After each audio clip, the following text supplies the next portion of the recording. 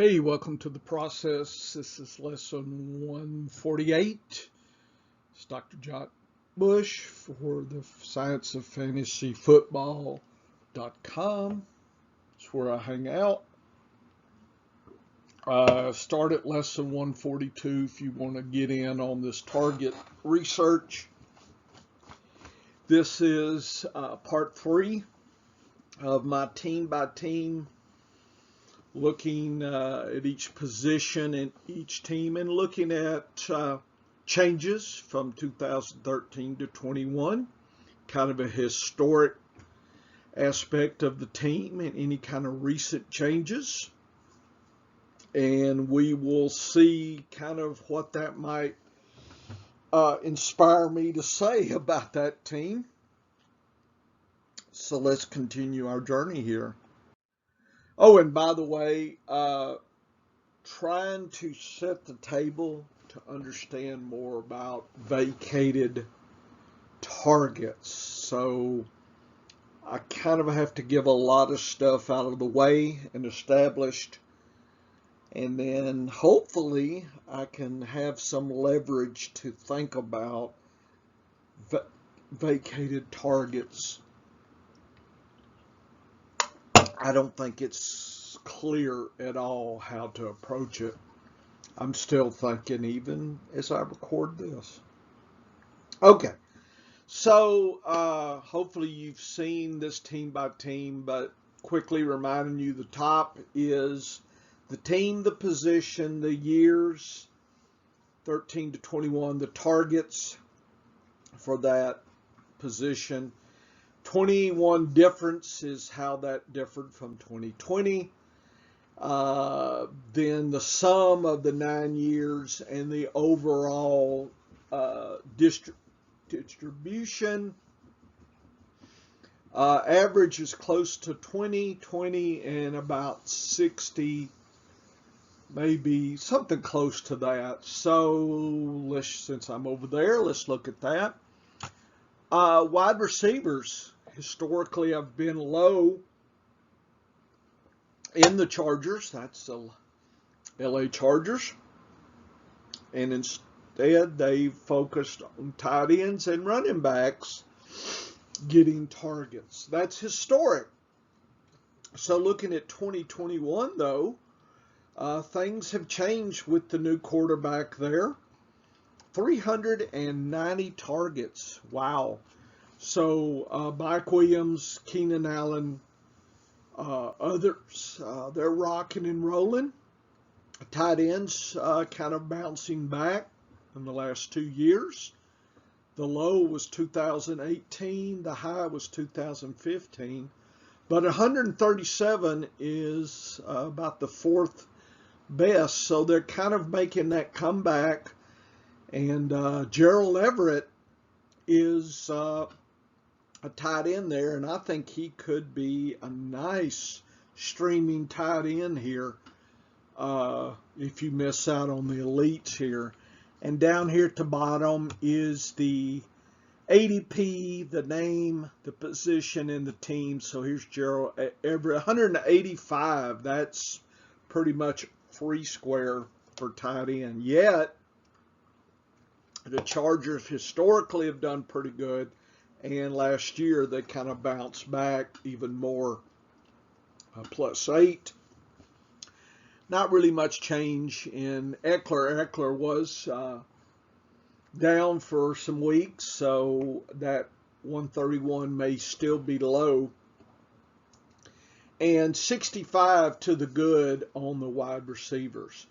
And so Allen is at 28 and Mike Williams is at 64. So that's a kind of a half split there. Seems to me it's a clear 1 and 2. I'm not reaching for either one, but if they drop in my lap, I'm not turning them down. I think they have an opportunity to collect a lion's share of the 390-ish targets. So I'm excited about that. My graph just looks overall. It's another way to look at that tabular data in a visual way. The wide receivers, you can see 2021, hit a 9-year high right there, folks. So good things should continue, we hope. And that's kind of bullish on the wide receivers. Everybody's bullish on Justin there. He's at 35. He's one of the top 2 or 3 quarterbacks there. So that's understandable if he can replicate 2021 and pepper his wide receivers with targets. And like I said, I do believe the tight ends will collect. And if Eckler can stay healthy for most of the season, it would not surprise me that that goes up as well. And so I guess I remain pretty bullish on many of these players, and even the tight end I think is intriguing there. So I'm all good about this team, and I think most people are too. So there's probably nothing really shocking here. You know, I didn't say I was going to shock anybody on some of this maybe, some of this not. The Rams Super Bowl last year, all good, and it was all about Stafford passing 403. They went up 37. Wow, that is exceptionally high, and historically in 9 years, and really the last probably 18 to 21, they have really turned on the wide receivers. All about the passing there with Cooper Kupp and the rest, Van Jefferson, and now they bring in Allen Robinson at 73. Just like the Chargers, there should be lots of points, targets, and goodness coming up with the wide receivers. Jefferson seems like a nice late grab in best ball, certainly an injury handcuff kind of play. And he's 160, 159. Robinson's a little bit more uncertain, 73. I'm not reaching for him. I think I'm going to have value. I don't know what we're going to get there. He just, Chicago, something wasn't right, and I don't know what it is, and I don't want to reach for somebody and, not have value, so I may let others grab on the speculation there. The running backs, 76 targets, pretty much down low, 15% historically. That they just have not been passing to their running backs. They went up 5 targets, but 76, 15% is got to be one of the league bottom. So it is unclear as to Akers or Henderson there exactly who gets what, and there's lots of uncertainty around that. I guess Henderson is the late play, 0 RB kind of play. Again, I'm not sure about Akers, given the lack of RBs being in play as far as lots of targets there. Tight ends, Higbee went, 32 down last year. Historically, they've been good, but boy, 94 was really kind of bad here. So they are hit and miss. I think I will miss him, and I believe I would grab Everett over Higbee there. I guess if I had to pick a tight end 2 or 3 type, I think I'll let you draft him.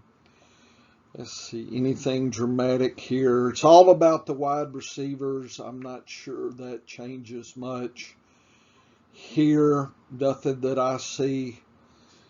The only thing that I see is Kupp's value is certainly at his ceiling. I mean, you can't get better than almost number 1. So I'm drafted him in a few spots, but I'm probably not ending up with him, as many will be. I'm probably taking others.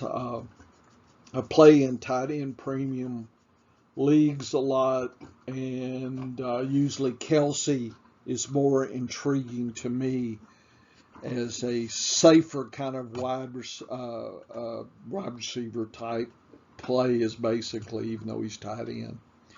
Okay, continuing on. Vegas, historically, they have not loved on their wide receivers a lot. They've been about average on tight ends, even with having Waller, and they really have had some nice years for the running backs. In 2021, the running backs and the wide receivers surprisingly enjoyed some nice rebounds at plus 33 and 64. Waller went down 32 here, but 141 is still not bad. I just don't know if I don't grab Andrews or Kelsey, am I picking Waller? I'm thinking I'm going elsewhere. I'm not sure I've drafted him much so far in my 20-something redraft so far. I definitely wouldn't reach for him. So wide receivers, I guess Adams is joining them, and Renfrow. Renfrow was all about consistency. I think Adams, what's the chemistry there with Carr? It's hard to imagine Adams acts like Rodgers. I think he'll be good, but I'm not sure he's a one.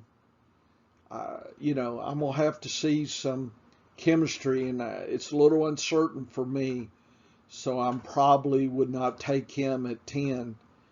Probably would take Hunter at about his price. I feel like if I'm drafting in that range, I think he would be a great WR3 type for sure on a nice team, or a flex on a nice team. Running backs, Jacobs at 45, and then Drake and Zamir White. Looks like Drake and White are free. Probably one of them is the handcuff, maybe even the pass catcher. Jacobs at 45 seems about right. I'm not reaching for him, but I would take him at a value. But I think Drake and White seem to me near free squares, and something in a best ball. I would definitely inherit them. So I'm not drafting them early, but I would definitely, if I'm looking for an RB6, I would definitely be looking, especially seeing that 145 last year in target uptake there, that one wants to think that one or both of those might be the pass catching type, the complement Jacobs a little more.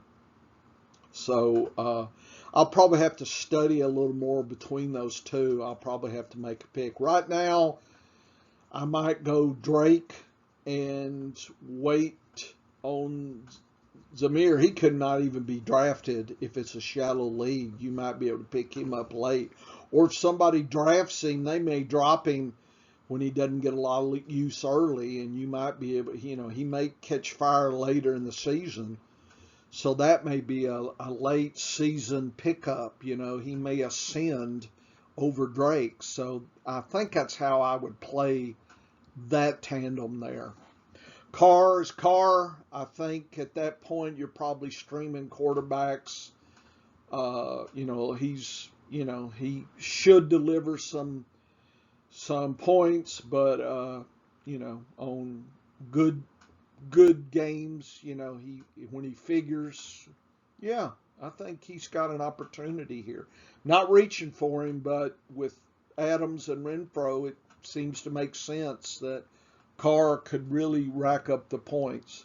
So definitely would not turn him down for sure. Miami, lots of love news with the wide receivers there. Historically, Miami has had some great seasons of passing, 62% over 9 years, and been a little bit below average on the RBs and tight ends, close to about average. But what I will say is Gesicki really picked it up. Plus 36 is nice. Plus 9 is nice. And the wide receivers plus 30. So it looks to me like lots of passing. Miami's loving the pass catchers in each region, and I think there's hope for optimism here. Tyreek Hill is there at 22, but there's Tua at 142. You know, I think he's worth a pickup at that price. I mean, I feel like it's part of a streaming tandem. You know, he's a little bit, you know, he can have mobility. Him and Carr might make a good tandem pair there. Edmonds figures to, you know, collect some targets there. Mostert and maybe some pass catching type, and Michelle is in there as well. I think I would probably pick Edmonds just for it's safer than the other two, but Mostert, if he drops low enough, would be a nice pick. Sony would be somebody in a, you know, RB 7-6 in a best ball. And Gaskins is there too, who can catch passes. I didn't realize they had 4. So the backfield is confusing. The public says Edmonds, Mostert about 1-2. And they don't like Gaskin, and I don't know why. I think he could fit in as a pass catcher, third down. So that seems like a good. I've been drafting him in best balls. Let me tell you, late, he's been my 6. Gesicki is definitely a late tight end play, good streamer. He's somebody that I think could, given the uptick and how he was used, I'm all in on picking him up versus somebody like an Everett and, you know, the Chargers or somebody else like that. If I miss Goddard, then I'm definitely wanting to stream at that point. Hill and Waddle, the public can't pick them. They think Hill is better than Waddle, but Waddle certainly has shown streaks, and Hill's a little bit more aged. One might think they could be a 1A, 1B, so that would mean Waddle might be more of a value and let others draft Hill. That may be how I play that. I have drafted Waddle on leagues and not drafted Hill. Best ball, of course, if you grab both of them, which theoretically could be possible if you're on the, you know, maybe the third, fourth. Yeah, I don't know if he'd last that long. I don't know. Not sure you could pick them up. But if you could, I would definitely pick both of them up, you know, in a best ball scenario for sure. So I think I share the optimism with Gesicki and Waddle, and Tua looks good. It's just picking the RB is going to be everybody's problem, not just mine. I think I would go Edmonds and then Gaskin would be kind of, you know, hopefully Edmonds might drop because of the confusion with so many names. I don't know if he does. That would be nice. He'd be a great 3 or 4. And Gaskin would be a great 6 for your team, you know, if you had that many there. Okay, so pleasantly optimistic about Miami this year. Minnesota, Cousins really delivered on the pass catching, and last year really turned it up. Look at 365 plus 81. That is nice. Thielen, Jefferson really woke up. And right now, the way they're picking Jefferson over Thielen, I think Thielen's a nice catch at a 60. And I'll take him as a WR3 all day long, given those targets. Jefferson's not going to get everything, okay, at 6. He's just not. Herb, I think I'll pass on him. Drop 22. It just looks like Cousins is not really utilizing. Cook is solid play. if you're starting out with an anchor RB, I think you definitely will need Madison and maybe the other one. I forgot who the other one is, but for sure I would definitely want to back him up with Madison. But Cook seems fine at 8. Thielen seems like the bargain of this class, and then Madison's a good handcuff RB type play. Cousins is fine as a late. Given that 365, I have drafted him a lot in a lot of my teams, so I have no trouble collecting him. Historically, they love the RBs and they love the tight ends, but the wide receivers, I think that is changing now, and 365 is nice in 2021. I'm really liking how they're kind of doing the short and the long there with the passing. So I think it's going to be high flying PPR goodness there with Jefferson and Thielen and Cook. Seem like some solid 3, and having Cousins as your late quarterback seems oh so good to me. New England dropped down in its running backs passing. They are historically have been at 25% for 9 years. In the last 2 years with the new quarterback. Losing Brady, I think those stats are a little bit more still to Brady. Jones is not playing the RB game as much. The tight end at 120 is kind of had to get better in, 2020 is 19. Are you kidding me? So going back, Henry seems like a good pairing with like one of these other deeper plays, the Chargers guy or whatever. So I'm not scared of Henry at all. Wide receivers, 293 plus 32 looks okay. Not, Parker and Myers, they're deep plays. Nobody's really looking to grab them. I think they're good wide receiver 4 types, and 5. Myers is a good 5. I'm not being scared by those given the value I'm picking them up. Harris and Stevenson, I don't know if Stevenson is that low. I think he has an opportunity there. And I think Harris is probably, I think I'll let Harris drop a little bit and maybe pick up Stevens. Hard to tell how that's going to fly with you. I'm not looking to pick them up, but, a 3 or 4 type with Harris and a 4 or 5 for Stevens, I'm not arguing. Matt Jones, I think I'm letting you draft him. I'm looking for Cousins or others there. Even Tom Brady is late plays there for quarterbacks.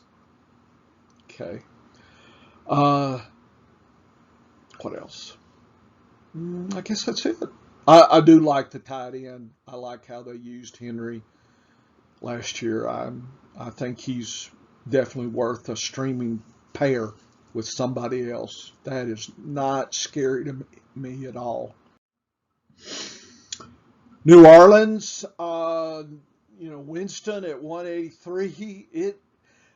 That confuses me because people are looking at last year, and Winston really, Breeze was there a lot. Did he get hurt last year with his thumb? Anyway, New Orleans was a train wreck. I drove one of the best coaches ever into retirement because he's like, I don't want to put up with that.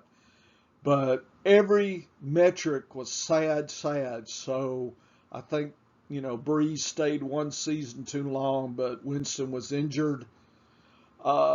Kamara, I think, is 13, seems high with his potential suspension. So I've been picking up Ingram all day long as a 4, 5, 6 type.